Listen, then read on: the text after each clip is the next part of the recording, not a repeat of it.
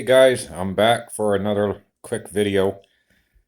This one is a little bit more of a test run, you could say, maybe an experiment. I did make a couple of mistakes into it, but it's not too bad. It came out pretty good.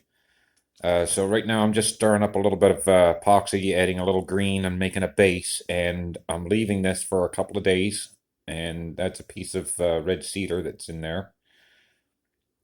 And I let it harden for a couple of days, and then I'm going to make up another batch. I didn't really want to swirl it all together because it could have came out all in one color, and I wanted it actually more than one color into it.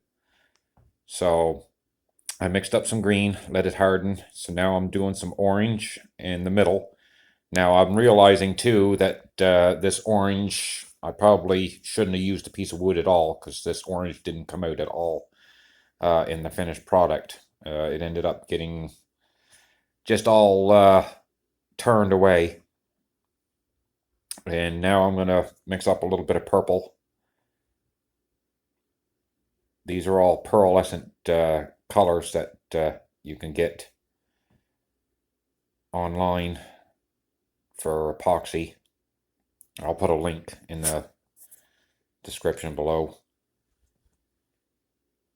So I let this all harden, and after I let it harden, I got it out of the little casing and put it on the lathe, and that's where it really surprised me. Turning epoxy was actually a little bit easier than I thought it was going to be.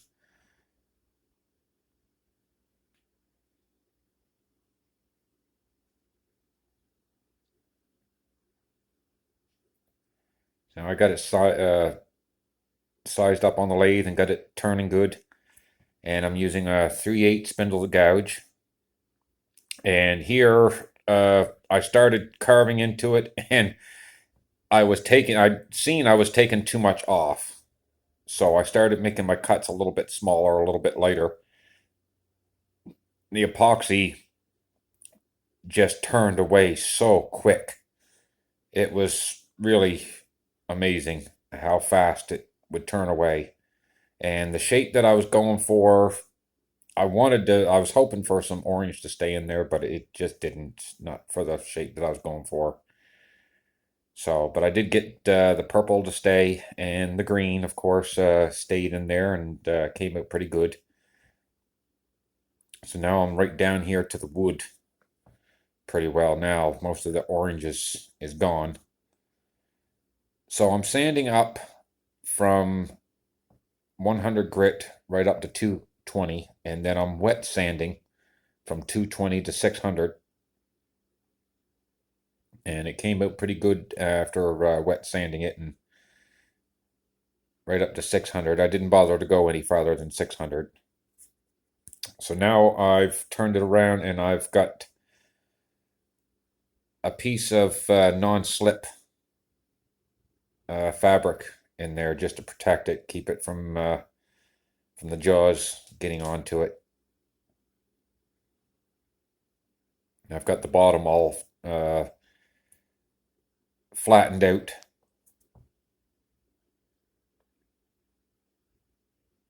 And you can see as the ribbon's coming off, you can see the epoxy.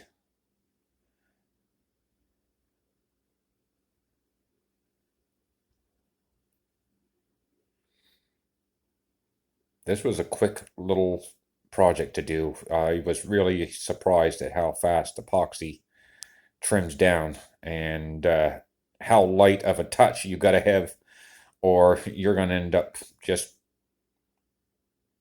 tearing all the epoxy right off of your project. So,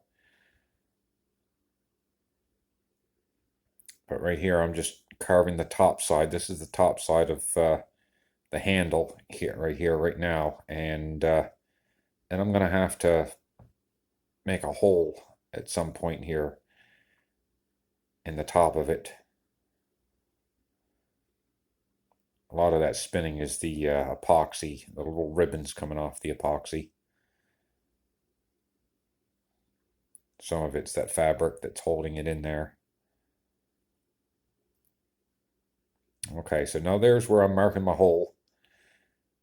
I already got my size. I measured my size before I marked it, the size that I was going to need.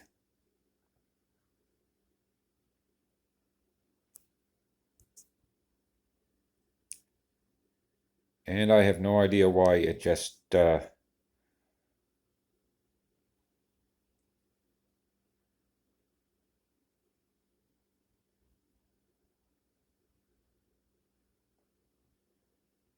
we go. Okay, so I got the hole in there, and I'm wet sanding again on the end of it, just a little bit. And now here's the finished part of it. Now see, like I said, this was just a short little video, but if you stay with me at the end, I'm putting some pictures up of some projects that I finished off when I first got my lathe, and it was stuff that I did off camera just while I was trying my lathe out and getting used to it. So right now I'm just using some Gorilla Glue to put in the hole, and then I'm going to put the brush in there. It's a nice snug fit, but it fits really well. There's the brush. You can get them also online. Someone that really makes these really beautiful is Kim Tippin. If you run over to her YouTube site, Kim Tippin, and she makes these really beautiful. You'll see a lot of her projects are epoxy turnings, and beautiful, beautiful stuff she makes. So that's pretty much it for that. That's a shaved brush with a handle. And like I said, it was just a little test run. I have got more of the brushes, and I will be making more in the future. So thanks for watching. Take care and stay tuned. Pictures are coming up.